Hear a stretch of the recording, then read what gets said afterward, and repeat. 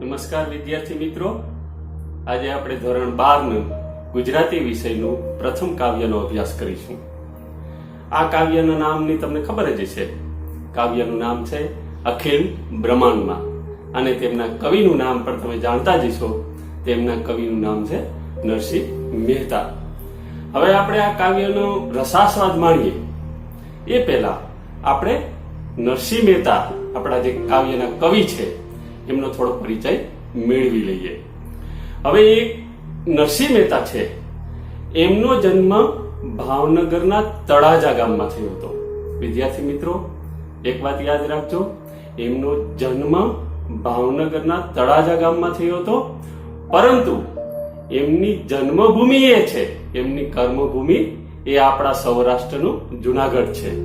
એમનું સંપૂર્ણ જીવન જુનાગઢમાં વીત્યું હતું. નરસિંહ મહેતાએ આત્મચરિત્રાત્મક કાવ્યોની રચના કરી છે અને કૃષ્ણ ભક્તિના કાવ્યોની પણ રચના કરી છે.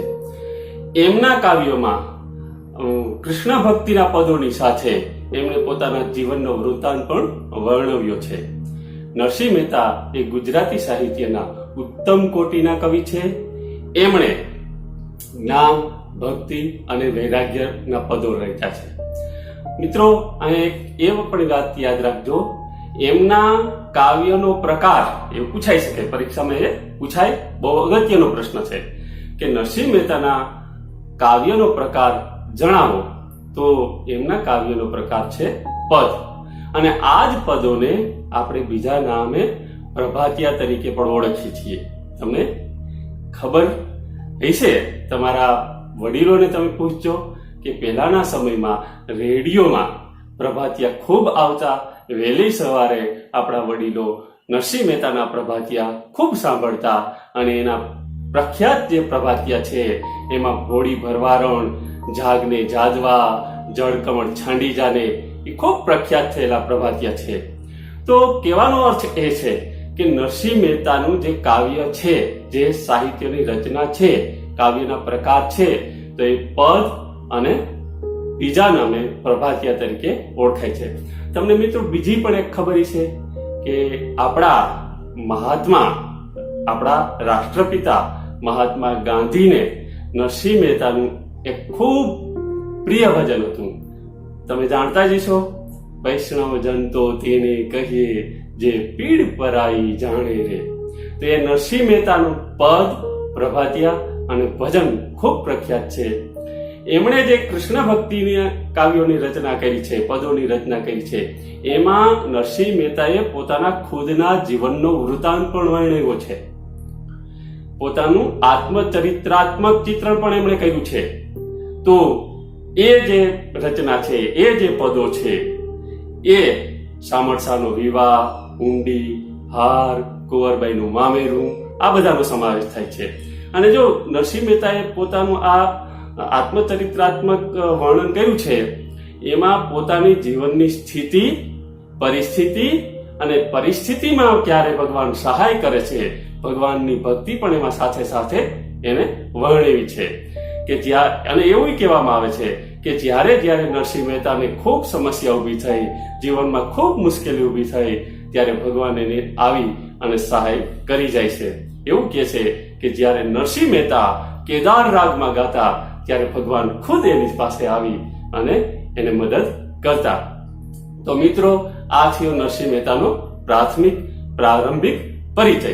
હવે આપણે અખિલ બ્રહ્માંડમાં કાવ્ય છે એનો રસાસ્વાદન કરીએ છીએ. તો સૌથી પહેલા આપણે એનું કાવ્યનું ભાવપૂર્વક વાચન અને સમજણ મેળવીએ. અખિલ બ્રહ્માંડમાં એક તું શ્રી હરિ, જુજવે રૂપે અનંત ભાસે. કે હે ભગવાન, હે ઈશ્વર, આ આખા બ્રહ્માંડમાં, સમગ્ર બ્રહ્માંડમાં એક તું જ છે. તું જ છે, તારા સિવાય કોઈ નથી. તારા નામ જુદા જુદા છે, તારા રૂપ જુદા જુદા છે. આ નામ અને રૂપ અનંત છે, પણ અખિલ બ્રહ્માંડમાં, સંપૂર્ણ વિશ્વમાં, સમગ્ર બ્રહ્માંડમાં એક તારું જ અસ્તિત્વ છે. દેહમાં દેવ તું, તત્વમાં તેજ તું, શૂન્યમાં શબ્દ થઈ વેદ વાસે. દેહ એટલે કે આપણું શરીર. જો દેહના સમાનાર્થી શબ્દ પૂછાય, દેહ, શરીર, કાયા, આ એના સમાનાર્થી શબ્દ છે. દેહમાં દેવ તું એટલે કે આપણા શરીરની અંદર જે આત્મા છે એ ભગવાન રૂપી જ છે, એ પરમાત્મા જ છે. આત્મા છે એ પરમાત્માનું એક સ્વરૂપ જ છે. એટલે દરેક જીવ છે એનો શરીર છે, એના દેહ છે, એમાં ભગવાન હંમેશા બિરાજે છે. દેવ તરીકે બિરાજે છે, પરમાત્મા તરીકે બિરાજે છે. તત્વમાં તેજ તું, આ પૃથ્વી ઉપર, આ સમગ્ર બ્રહ્માંડમાં, આમ તો બ્રહ્માંડ છે પંચ તત્વોનું બનેલું છે. આપણે બધા એમાં પ્રત્યેક વસ્તુ આવી જાય, અણુ પરમાણુ બધું જ આવી જાય એમાં. તો એ પંચ તત્વો, આકાશ, પૃથ્વી, પાણી, વાયુ અને અગ્નિ, આ પાંચેય તત્વોમાં ઈશ્વર રહેલો છે. પંચ તત્વમાં તેજ રૂપી ઈશ્વર રહેલો છે. શૂન્યમાં શબ્દ થઈ વેદ વાસે. અને જ્યાં શૂન્ય અવકાશ છે, જ્યાં કશું જ નથી, ત્યાં પણ શબ્દ રૂપે ઈશ્વર વ્યાપેલો છે. અને વેદ શાસ્ત્રો છે એમાં પણ શબ્દ રૂપે ઈશ્વર છે એ વસવાટ કરી રહ્યો છે. તો નરસિંહ મહેતા અહીંયા ભગવાન શ્રી હરિને, હરિ એટલે કૃષ્ણ, જે માનો તે, રામ, કૃષ્ણ, જે પોતપોતાની શ્રદ્ધા ઉપર, સમગ્ર બ્રહ્માંડમાં હરિ વ્યાપેલો છે. એના રૂપ અનંત છે. આપણા શરીરની અંદર પણ ભગવાન પરમાત્મા, આત્મા રૂપી પરમાત્મા છે. બધા જ જે પંચ તત્વો છે એમાં પણ તેજ રૂપી એ વ્યાપેલો છે. અને શૂન્ય છે, જ્યાં શૂન્ય અવકાશ છે, જ્યાં કશું જ નથી, ત્યાં પણ ઈશ્વર કોઈ ને કોઈ રૂપે અભિવ્યક્ત થયેલો જ છે. એટલે વેદ શાસ્ત્રો જે રચાયા છે એમાં પણ શબ્દ રૂપે ઈશ્વર વસવાટ કરી રહ્યું છે. આગળની વાત, પવન તું, પાણી તું, ભૂમિ તું, ભૂધરા, વૃક્ષ થઈ ફૂલી રહ્યો આકાશે. નરસિંહ મહેતા કહે છે અહીંયા કે હે ઈશ્વર, હે ભગવાન, પવન પણ તું છે, પાણી પણ તું છે, ભૂમિ પણ તું છે, અને ભૂધરા. શબ્દ સમૂહ માટે એક શબ્દ પૂછાઈ શકે. ભૂમિને ધારણ કરનાર એવા ભગવાન ભૂધરા, કે ભૂમિને ધારણ કરનાર પણ હે ભગવાન તું છે. વૃક્ષ થઈ ફૂલી રહ્યો આકાશે. અને જાણે વૃક્ષ બની અને એની ઘટાઓથી જાણે આકાશમાં તું ફેલાઈ રહ્યો છે. તો કહેવાનો અર્થ એ છે કે અહીંયા મને જો કવિ કાગની વાત યાદ આવે છે. કાગ પણ ભગવાનને શોધવા ખૂબ પ્રયાસ કરે છે. આ નરસિંહ મહેતા છે એ આપણા આદિ કવિ છે, તો કવિ કાગ છે એ આપણા આધુનિક વ્યાસ છે.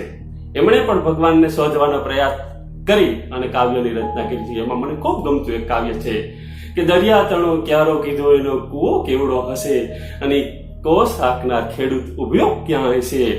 ધરતી તણો પીંડો કીધો રજ લાવ્યો ક્યાંથી હશે, અને આ જગ ચાક ફેરવનારી કુંભાર બેઠો ક્યાં હશે. કાળી કાળી વાજળી તળો એ ગોવાળ શું કાળો હશે, કાળી કાળી વાજળી તળો એ ગોવાળ શું કાળો હશે. આકાશને દોનારી શ્યામ બેઠો ક્યાં હશે. કહે કવિ કાગ સર્જક સર્પનો કેવો કઠિન ઝેરી હશે, અને આ સુગંધી પવન લહેરાવતો એ તો કેવો લાડીલો લહેરી હશે.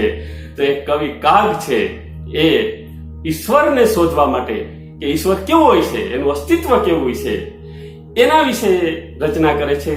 અને અહીં નરસિંહ મહેતા કહે છે કે પવન પણ તું છે, પાણી પણ તું છે, ભૂમિ પણ તું છે, આ ભૂમિને ધારણ કરનાર પણ ઈશ્વર તું છે. અને જાણે વૃક્ષ બની અને આખા આકાશમાં વ્યાપ્ત થયેલો ભગવાન શાખા રૂપી, ફૂલો રૂપી તું વૃક્ષ બનીને પણ આખા આકાશમાં વ્યાપેલો છે.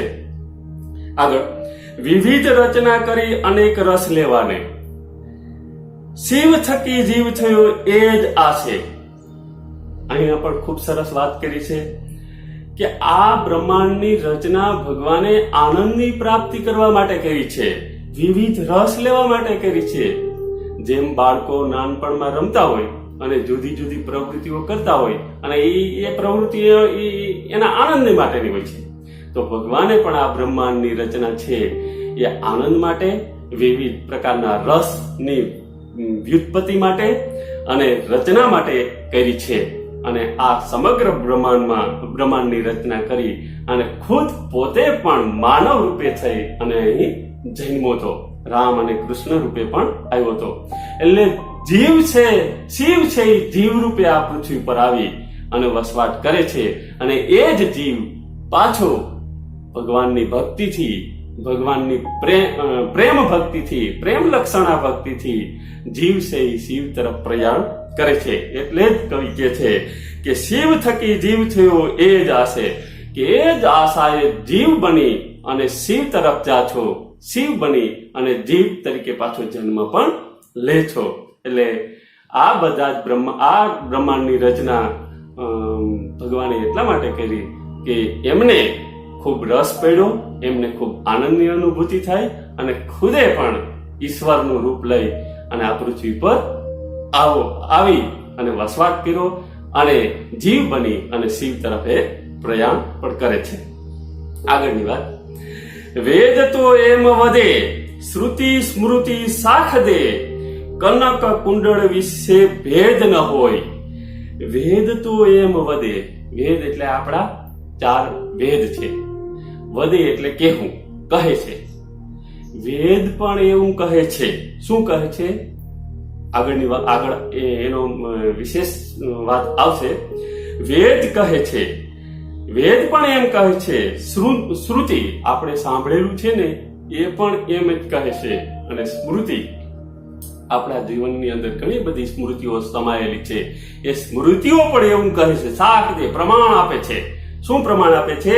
કે કનક કુંડળ વિશે ભેદ ન હોય. કાનમાં પહેરવાનું કુંડળ એ એક પ્રકારનું ઘરેણું છે. શબ્દ સમૂહ માટે પૂછાઈ શકે કે કાનમાં પહેરવાનું ઘરેણું, એક પ્રકારનું ઘરેણું, તો એને કુંડળ કહેવામાં આવે છે. આ કુંડળ શેમાંથી બને છે? તમે જાણો છો મિત્રો, આ કુંડળ છે એ સોનાનું જ છે. એટલે કનકનો બીજો અર્થ છે, સમાનાર્થી અર્થ છે સોનું. એમ, સોનું, આ એના સમાનાર્થી અર્થ છે. અને પરીક્ષામાં સમાનાર્થી 3 શબ્દો છે એ લાઈનમાં લખવાના હોય છે, પૂછાય છે કે ભાઈ કનક, હેમ અને સોનું 3 લાઈનમાં લખાય. તો એ સમાનાર્થી શબ્દ છે. એટલે કનક એટલે સોનું. તો કુંડળ છે એ સોનામાંથી જ બન્યું છે. એટલે પ્રમાણ છે, વેદ પ્રમાણ આપે છે. આપણે જે સાંભળ્યું છે એ પ્રમાણ આપે છે. આપણા જીવનમાં જે ઉતર્યું છે, સ્મૃતિઓ છે, એ પણ પ્રમાણ આપે છે કે સોનામાંથી જ ઘરેણા બને છે, કુંડળ બને છે. આગળ કવિ કહે છે, ઘાટ ઘડ્યા પછી નામરૂપ જુજવા, અંતે તો હેમનું હેમ હોય. કે જુદા જુદા ઘાટ ઘડ્યા, ભગવાને આપણા જુદા જુદા ઘાટ ઘડ્યા, પણ નામ જુદા જુદા છે. એમ ઈશ્વર છે, એના એ લોકોએ જુદા જુદા નામ આપ્યા છે. આમ તો ઈશ્વર એક જ છે, ભગવાન એક જ છે, અલ્લાહ એક જ છે, પરંતુ એના જુદા જુદા આપણે નામ આપ્યા છે. જેમ ઘરેણા બનાવીએ તો સોનામાંથી બને છે, એમાંથી કુંડળ બને છે, હારે બને છે, કંગન એ પણ બને છે, ચેન પણ બને છે, વીંટી પણ બને છે, સોનાની ઘડિયાળ પણ બને છે. તો આ બધું જ બને છે, પણ મૂળ રૂપ છે એ સોનું છે. એના ઘાટ, આકાર અલગ અલગ છે. એમ ભગવાન તો એક જ છે, એના નામ જુદા જુદા છે. એટલે નામમાં નહીં, પણ ઈશ્વરના જે તેજ છે, તત્વ છે, એને આપણે સ્મરણ કરીએ, એને આપણે ભક્તિ કરીએ. એટલે કવિ કહે છે કે ઘાટ ઘડ્યા પછી નામ રૂપ જુજવા, અંતે તો હેમનું હેમ સોનું. છેલ્લે તો જુદા જુદા ઘરેણા છે ઈ સોનામાંથી જ બને. હેમનું હેમ હોય, સોનાનું સોનું જ હોય. ઘરેણાના આકાર જુદા જુદા હોય, પણ અંતે તો ઈ સોનું જ હોય. ગ્રંથે ગરબડ કરી, વાત ન કરી ખરી, જેને જે ગમે તેને તે પૂજે. આ પણ સરસ વાત છે. અને નરસિંહ મહેતા કહે છે કે જુદા જુદા ગ્રંથોની રચના થઈ, તો કવિ એમ કહે છે કે આ ગ્રંથો છે એમાં ઘણી બધી ગડબડ થઈ છે.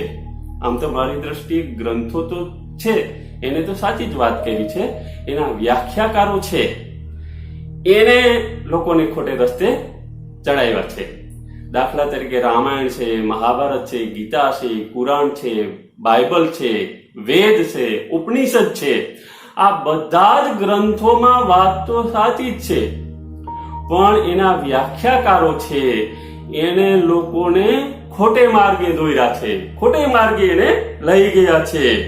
અને પરિણામ એ આવ્યું કે લોકોએ જુદા જુદા વાળા બનાવી નાખ્યા. જેને જે ગમે એને પૂજવા લાગ્યો. મન વચન કર્મથી આપ માની રહે, સત્ય છે એ જ મન એમ છૂજે. પછી તો મન વચન અને કર્મથી એને જ સાચું માની લીધું, એને જ સત્ય માની લીધું અને એને એમ જ સૂજ્યું કે આ જ સાચું છે. હકીકતે તો ઈશ્વર એક છે, નામ જુદા જુદા છે, પણ જ્યારે વ્યાખ્યાકારોએ એની ખોટી ગડબડ રૂપે એની અભિવ્યક્તિ કરી એટલે લોકો છે એ એવું માનવા લાગ્યા કે આ જ સાચું છે. એટલે જુદા જુદા સમાજની અંદર વાળા બની ગયા કે આ ફલાણા ધર્મનો વાળો, આ ફલાણા ધર્મનો વાળો. એક જ ધર્મમાં, હિન્દુ ધર્મમાં કેટલા બધા વાળાઓ બની ગયા છે. તો કહેવાનો અર્થ એ છે કે આ બધા જ ધર્મો છે એનું એક જ ઈશ્વરરૂપી તત્વ છે, એ એક જ છે. રજનીશ ઓશોએ પણ ધર્મની વ્યાખ્યા આપી છે, ખૂબ સરસ છે, મને ખૂબ ગમે છે. કે તમે કોઈ બગીચામાં જાઓ અને ત્યાં જુદા જુદા કલરના ફૂલ હોય તો તમને બગીચો ખૂબ ગમશે. પીળા હોય, ગુલાબી હોય, જાંબલી હોય, સફેદ હોય, તો તમને આ બગીચો ખૂબ ગમશે. માની લો કે એક જ કલરનો બગીચો હોય, પીળા જ ફૂલ હોય, તો ફૂલ છે, સરસ જ હોય, એ આપણને ગમે પણ ખરા. પણ જે જુદા જુદા કલરનો ફૂલનો બગીચો છે ને એ આપણને વધુ આકર્ષિત કરશે. એટલે રજનીશ ઓશોજી કહે છે કે હિન્દુ, મુસ્લિમ, શીખ, ઈસાઈ આ બધી તો સંસ્કૃતિઓ છે. એ સંસ્કૃતિઓને જે એક કરે છે એ મારી દ્રષ્ટિએ ધર્મ છે. રજનીશજી કહે છે કે તમે પીળા કલરના ફૂલની માળા બનાવો તો માળા ફૂલની તો સરસ જ હોય. સફેદ કલરના ફૂલની માળા બનાવો, માળા સરસ જ બનશે. ગુલાબી કલરના ફૂલની માળા બનાવો, માળા તો સરસ જ બનશે. પણ એ જ માળામાં, એક જ માળાની અંદર તમે સફેદ ફૂલ, ગુલાબી ફૂલ, પીળા ફૂલ, કેસરી ફૂલ, જાંબલી ફૂલ આ બધા જ ફૂલો ગોઠવો અને એ માળા બનાવો, તે તમને ખૂબ ગમશે, આકર્ષિત લાગશે.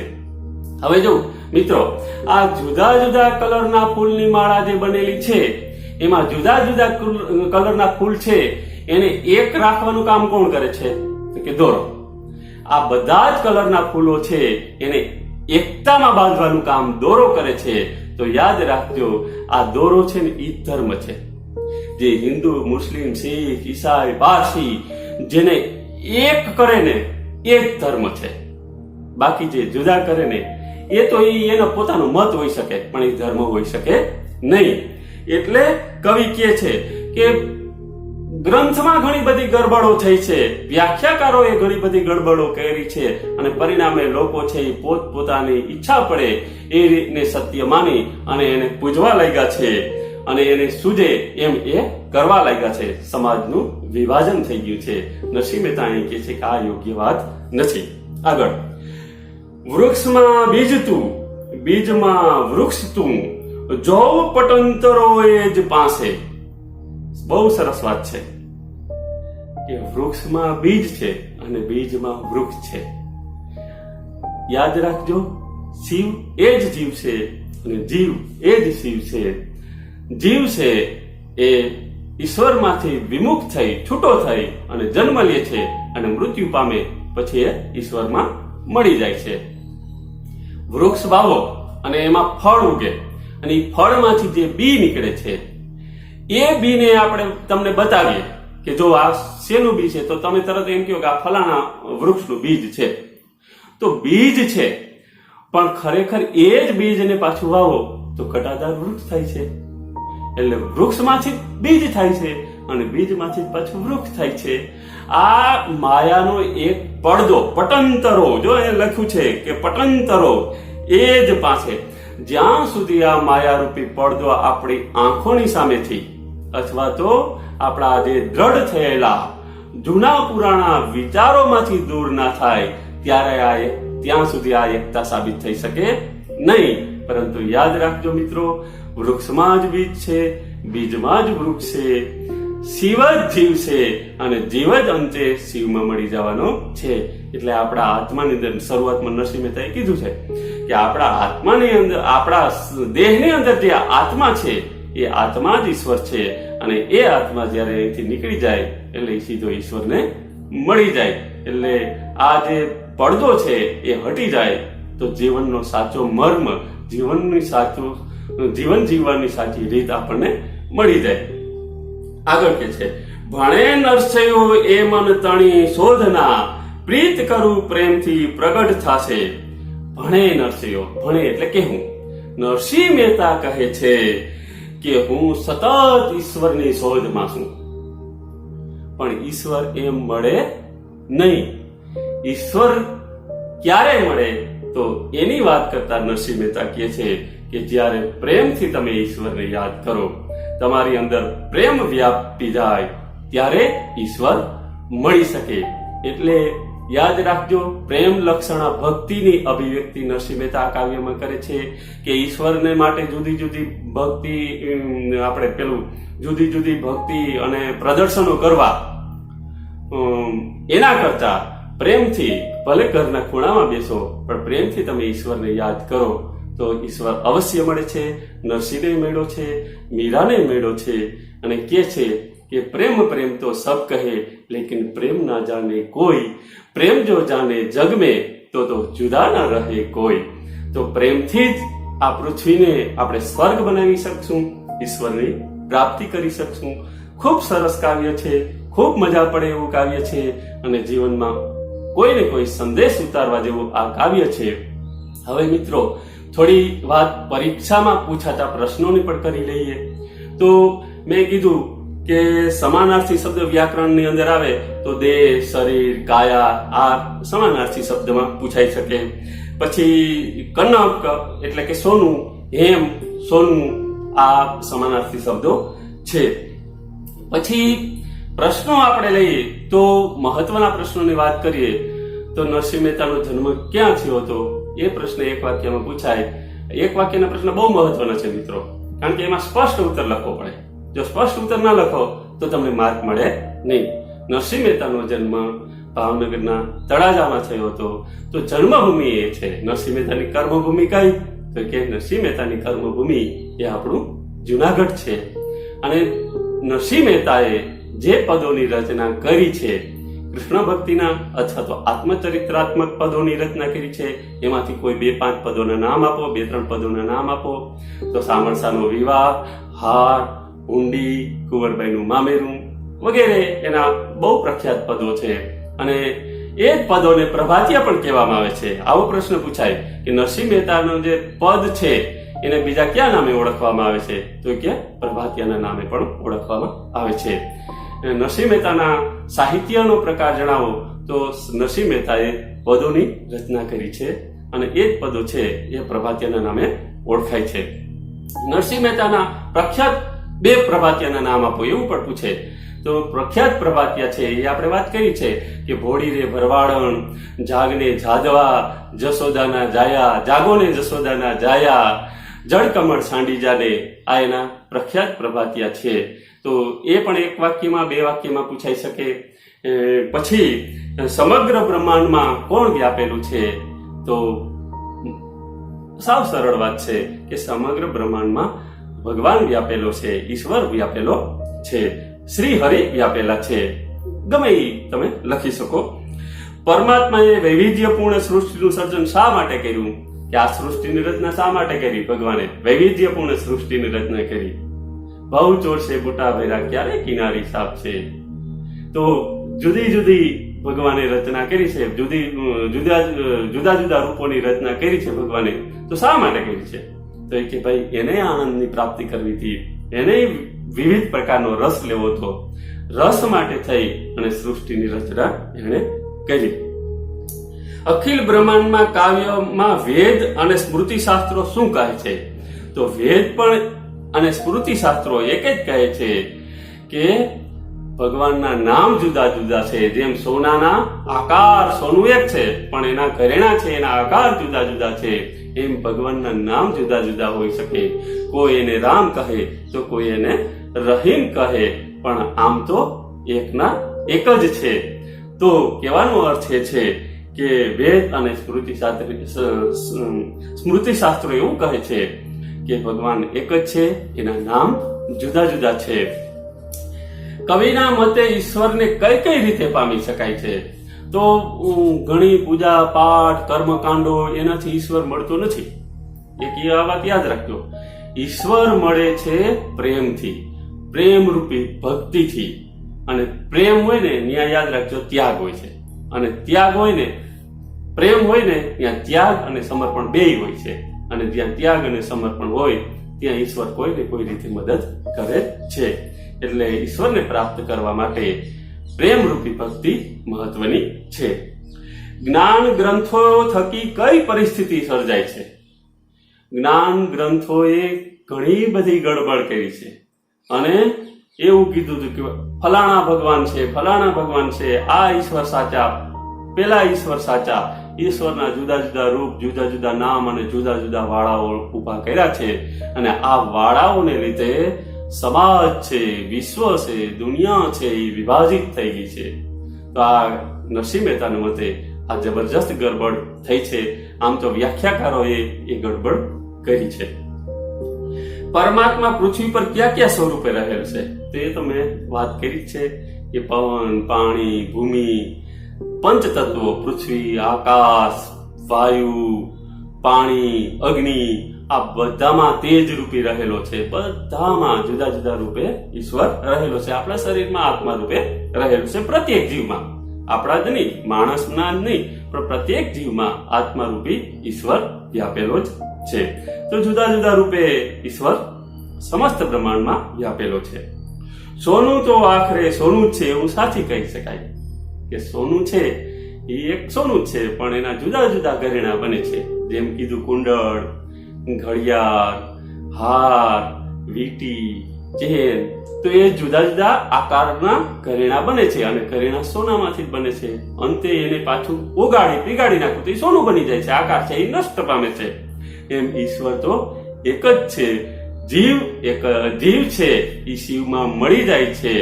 જુદા જુદા જીવો છે એ જ્યારે નાશ પામે ત્યારે ઈશ્વર રૂપી શિવમાં જીવ છે એ મળી જાય છે. એટલે ભગવાન ઈશ્વર તો એક જ છે. બીજ અને વૃક્ષનો કાર્યકરણ સંબંધ સ્પષ્ટ કરો. બીજમાં જ વૃક્ષ છે અને વૃક્ષમાં જ બીજ છે. બીજ વાવો તો વૃક્ષ ઉગે છે, અને વૃક્ષ ફૂલે ફાલે અને એમાંથી ફળ થાય તો એ ફળમાંથી પાછું બીજ થાય છે. એટલે સાથે જ જોડાયેલું છે. જેમ આગળ વાત કરીએ એમ કે જીવ છે એ શિવમાંથી છૂટો પડી અને જન્મ લે છે, અને જ્યારે મૃત્યુ પામે છે તો એ જ જીવ, આત્મા રૂપી જીવ છે એ પાછો શિવમાં મળી જાય છે. તો એનો કાર્યકરણ સંબંધ થયો. મિત્રો, મોટા પ્રશ્નો પણ પૂછાય છે. આ કોઈ એકાદું પદ મૂકી અને મોટા પ્રશ્ન વિસ્તૃત પ્રશ્નમાં પૂછી લે છે. અથવા તો આ એક પ્રશ્ન આપ્યો છે કે આ પદમાં નરસિંહ મહેતા પરમાત્માને સી રીતે સમજાવે છે કે પરમાત્મા કેવો છે? તો એની જે અભિવ્યક્તિ છે એનું 8-10 વાક્યોમાં આપણે પ્રસ્તુતિ કરવાની હોય છે. હવે જો વિદ્યાર્થી મિત્રો, એક વાત યાદ રાખજો કે તમને વિસ્તૃત પ્રશ્ન કે છે લખવાનું, કે આ પ્રશ્ન લખો, 8-10 વાક્યમાં પ્રશ્નનો ઉત્તર લખો. તો ઘણીવાર વિદ્યાર્થીઓ પહેલી લીટીથી ચાલુ કરે, 7-8 લીટી છે લખે અને ત્યાં પૂરું કરી દે. ખરેખર આ પ્રશ્નનું ઉત્તર ભલે એ જ લખાય, તમે જે લખ્યું છે એ જ લખાય, પણ એની મેથડ થોડી અલગ છે. જ્યારે પણ મોટા પ્રશ્ન લખવાનો હોય, 8-10 વાક્યનો પ્રશ્ન લખવાનો હોય, તો ત્યારે 2-3 વાક્યનો એક ફકરો પાડો, પછી 5-7 વાક્યનો બીજો ફકરો પાડો, અને પાછો છેલ્લે 2-3 વાક્યનો ફકરો પાડો. આમ 8-10 વાક્યનો જે પ્રશ્ન પૂછાય એમાં ઓછામાં ઓછા 3 ફકરા પાડવા.